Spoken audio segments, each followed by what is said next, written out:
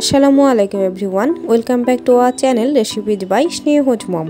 So viewers, আজ আমি আপনাদের তৈরি করে দেখাবো আটা দিয়ে তৈরি খুবই মজার মুচমুচে এবং রসালো একটি পিঠা, যার নাম হচ্ছে চিংড়ি পিঠা। আর এই পিঠাটা কিন্তু শুধুমাত্র খেতেই মজা না, দেখতেও কিন্তু ভীষণ আকর্ষণীয়। আর এই পিঠাটা বানানো এতটাই সহজ, মাত্র 10 মিনিটের মধ্যেই এই পিঠাটা রেডি করে নিতে পারবেন। সো আশা করছি আজকের আমার এই রেসিপিটি আপনাদের ভালো লাগবে, আর ভালো লাগলে অবশ্যই একটি লাইক দিয়ে দিবেন। তো আর কথা না বাড়িয়ে চলে যাচ্ছে এর মেকিং প্রসেসিংয়ে। আচ্ছা, এবার এখানে আমি একটি চুলায় প্যান বসিয়ে দিয়েছি এবং এখানে দিয়ে দিলাম প্রায় 1 কাপ পরিমাণ কোরানো নারিকেল। তো এবার এখানে আমি দিয়ে দিলাম প্রায় 1/4 কাপ পরিমাণ চিনি। মিষ্টিটা আপনারা পছন্দ অনুযায়ী অ্যাডজাস্ট করে নিতে পারবেন। তো এইবার এইখানে আমি ফ্লেভারের জন্য 2টা বড় দারুচিনি ভেঙে দিয়ে দিলাম। তো এবার এই নারিকেলের পুরটাকে আমি প্রায় 2 থেকে 3 মিনিটের মতো ভালো মতো ভেজে নিচ্ছি, এবং এই সময় কিন্তু অবশ্যই চুলার আঁচটা একদম লো মিডিয়াম হিটে রাখতে হবে। তো এইটাকে এবার আমার একদম ভালো মতো ভেজে নেওয়া হয়ে গেছে, আমি এটাকে ঢাকনা লাগিয়ে রেখে দিলাম। আমি এবার ঠিক 2 থেকে 3 মিনিট পর ফিরে আসছি। ইতিমধ্যে চিনিটা এবার একদম খুব সুন্দরভাবে ক্যারামেল হয়ে গেছে এবং এর মধ্যে খুব সুন্দর একটা কালার চলে এসেছে। তো এবার এই নারকেলের পুরটা রেডি, এটাকে নামিয়ে একটা সাইডে রেখে দিচ্ছি। এবার সেম ওই একই প্যানে এখানে আমি দিয়ে দিচ্ছি প্রায় 1 কাপ পরিমাণ লিকুইড দুধ। আচ্ছা, এইখানে আপনারা দুধের পরিবর্তে 1 কাপ পানিও ব্যবহার করতে পারেন, তাতেও কোনো প্রবলেম নাই। তবে দুধ দিয়ে বানালে পিঠাটা খেতে একটু বেশি মজা হয়। তো এবার যখন দুধে বলক চলে আসবে, এইখানে আমি দিয়ে দিচ্ছি প্রায় 1 কাপ পরিমাণ আটা।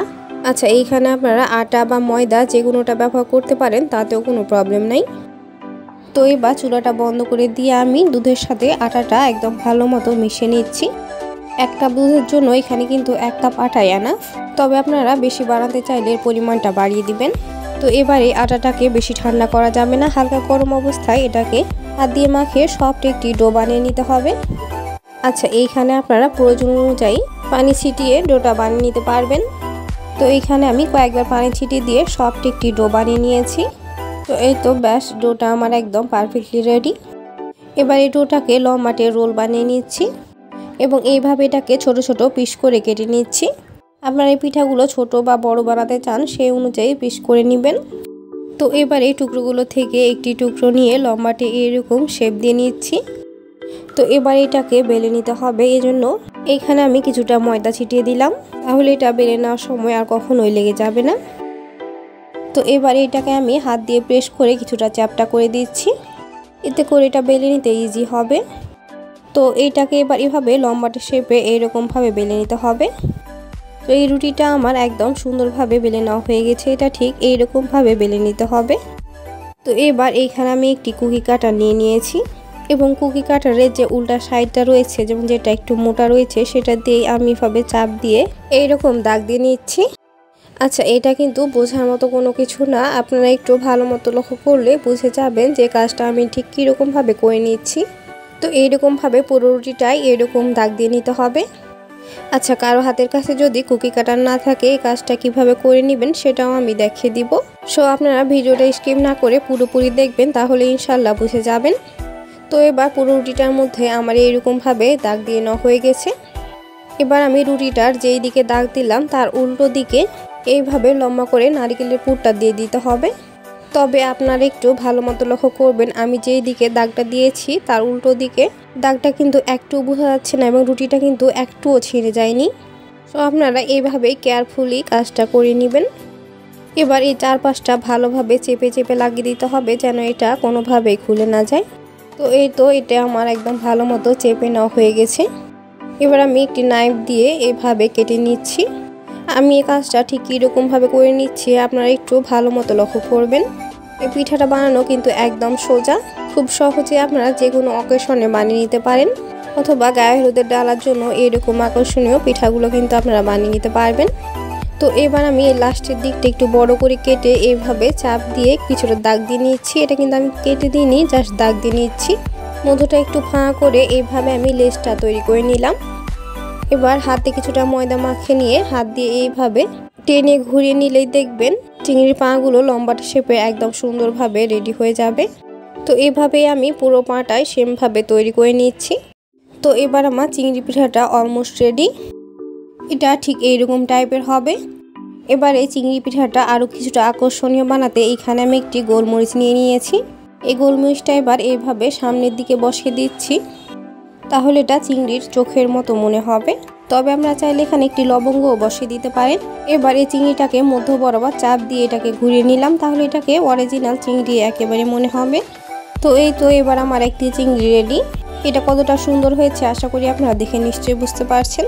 এবার সেমভাবে আরও একটি চিংড়ি আমি তৈরি করে দেখিয়ে দিচ্ছি, যেন আপনাদের বুঝতে কোনো সমস্যা না হয়। আর যাদের কাছে কুকি কাটার নাই তারা এইরকম চামচ দিয়ে এইরকমভাবে দাগ দিয়ে নেবেন, তাহলেই সুন্দরভাবে চিংড়ি পিঠা রেডি হয়ে যাবে। এই তো এটাকে এবার আমার সুন্দরভাবে দাগ দিয়ে নেওয়া হয়ে গেল। এর উল্টো পাশটা কিন্তু একদম একটুও কেটে যায়নি। দাগটা ঠিক আপনাদের এইরকমভাবেই দিয়ে নিতে হবে। এই রুটিটাকে এবার উল্টো বরাবর বসিয়ে দিলাম এবং নারকেলের পুরটা এর মধ্যে দিয়ে দিলাম এবং এইটাকে আবারও সেমভাবে চেপে চেপে বসিয়ে দিতে হবে। পুলি পিঠা তো আমরা অনেকভাবে খেয়ে থাকি, তবে ডিফারেন্ট স্টাইলে এই পিঠাটা একবার বানিয়ে খেলে এর স্বাদ আপনি কখনোই ভুলবেন না। আর এটা একবার বানিয়ে খেলে আপনার বারবার খেতে মন চাইবে। আর এই পিঠাটা কিন্তু অনেক ক্রিস্পি হয়। আর যারা আমার মতো ক্রিস্পি জিনিস খেতে পছন্দ করেন তাদের এই পিঠাটা ভীষণ পছন্দ হবে। আর এই পিঠাটা একবার বানিয়ে 1 সপ্তাহ পর্যন্ত রেখে সংরক্ষণ করে খেতে পারবেন। সো ভিউয়ার্স, আপনারা যারা এখন পর্যন্ত আমার ভিডিওটি দেখছেন অথচ চ্যানেলটি সাবস্ক্রাইব করেননি, তারা অবশ্যই চ্যানেলটি সাবস্ক্রাইব করে দিবেন এবং পাশে থাকা বেল আইকনে ক্লিক করে দিবেন আমার পরবর্তী ভিডিওর নোটিফিকেশান সবার আগে পেতে। সো এই তো এবার আমার আরও একটি চিংড়ি পিঠা তৈরি করে নেওয়া হয়ে গেল এবং সেমভাবে আমি সবগুলোই চিংড়ি পিঠা তৈরি করে নিয়েছি। তো এবার এইখানে আমি চুলায় একটি প্যান বসিয়ে দিয়েছি এবং এখানে দিয়ে দিলাম প্রায় 1/2 কাপ পরিমাণ পানি। পানিটা এখানে খুব একটা বেশি দেওয়ার প্রয়োজন নেই, কারণ চিনি থেকে এখানে আবারও পানি ছেড়ে দিবে এবং পরবর্তীতে আবারও জাল দিয়ে ঘন করে নেওয়া লাগবে। তো এইখানে আমি দিয়ে দিলাম প্রায় 1/3 কাপ পরিমাণ চিনি। 1/2 কাপ পানির জন্য 1/3 কাপ পরিমাণ চিনি আনা। এই শিরাটা 1 তার বা 2 তার কোনো কিছুই হবে না, জাস্ট 18 টাইপের হবে, তাহলেই হবে। এই তো শিরাটা এবার একদম পারফেক্টলি রেডি। এটাকে এবার নামিয়ে আমি চুলা একটা সাইডে রেখে দিচ্ছি। এবার চুলা একটি প্যানে তেল আমি হালকাভাবে গরম করে নিয়েছি। এবার একে একে আমি চিংড়ি পিঠাগুলো এর মধ্যে দিয়ে দিলাম। চিংড়ি পিঠাগুলোকে এবার হালকাভাবে নাড়িয়ে দিচ্ছি যেন এগুলো নিচ থেকে লেগে না যায়। চিংড়ি তো সবসময় লবণাক্তভাবে রান্না করে খেয়েছেন, চিংড়ি এবার মিষ্টি স্বাদে পিঠা বানিয়ে খান এবং খেতে কেমন লাগলো অবশ্যই কমেন্ট করে জানাবেন। আচ্ছা, এই চিংড়ি পিঠাগুলো কিন্তু অবশ্যই হালকা আছে একদম সুন্দরভাবে ব্রাউন করে ভেজে নিতে হবে, তাহলে পিঠাগুলো একদম মুচমুচে হবে। তো এবারের একটা সাইড হালকাভাবে ভেজে নিয়ে এটাকে আমি উল্টিয়ে দিলাম। এইভাবে একটা সাইড হালকাভাবে ভেজে নেওয়া হয়ে গেলে এটাকে আবারও উল্টিয়ে দিতে হবে এবং উল্টিয়ে পাল্টিয়ে এগুলো সুন্দরভাবে ভেজে নিতে হবে। তো এগুলোর মধ্যে এবার একদম সুন্দর মতো ব্রাউন কালার আসা পর্যন্ত এগুলোকে সুন্দরভাবে ভেজে নিচ্ছি। তো এই তো এবার আমার সবগুলো পিঠা সুন্দরভাবে ভেজে নেওয়া হয়ে গেছে। এগুলোকে উঠিয়ে বা সাথে সাথে শিরার মধ্যে দিয়ে দিতে হবে এবং এ পর্যায়ে পিঠাগুলো থাকবে একেবারে গরম এবং শিরাটা থাকবে রুমের স্বাভাবিক তাপমাত্রায়। তো পিঠাগুলো এবার আমি শিরার মধ্যে দিয়ে একবার উল্টে পাল্টে ঘুরিয়ে দেনটাকে উঠিয়ে নিচ্ছি। তো এবার আমার সেমভাবে সবগুলো পিঠাই তৈরি করে নেওয়া হয়ে গেছে এবং ইতিমধ্যে তৈরি হয়ে গেল দারুণ মজার চিংড়ি পিঠা। সো ভিউয়ার্স, রেসিপিটি ভালো লাগলে বাসায় একবার অবশ্যই ট্রাই করবেন এবং রেসিপিটি কেমন লাগলো অবশ্যই একটু কমেন্ট করে জানাবেন। এই পিঠাটা এবার কেমন হয়েছে আমি এবার একটি ভেঙে দেখিয়ে দিচ্ছি। এটা কি পরিমাণ ইয়ামি হয়েছে আশা করি আপনারা দেখে নিশ্চয়ই বুঝতে পারছেন। So enough for today. সবাই সুস্থ থাকবেন, ভালো থাকবেন। দেখা হবে আবারও পরবর্তী কোনো রেসিপিতে। আল্লাহ হাফেজ।